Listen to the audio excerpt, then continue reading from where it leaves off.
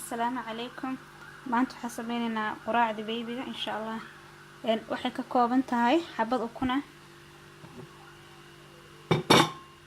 wax yar oo qaada afkeed sonkor iyo xoogaa yar oo caano ah.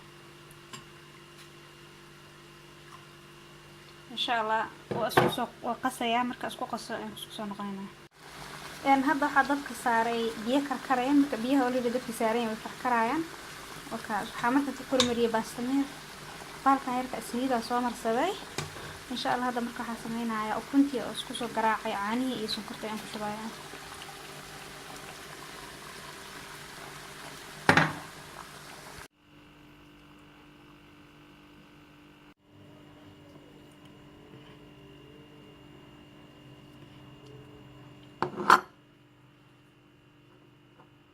qari asalka iga yara dhigay,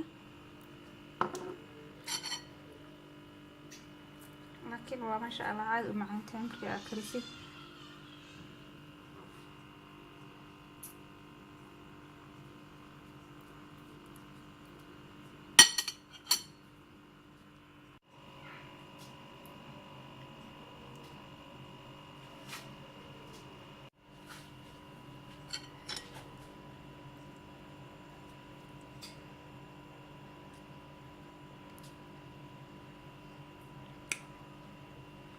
saas ku soo baxday insha Allah aad u macaan tahay.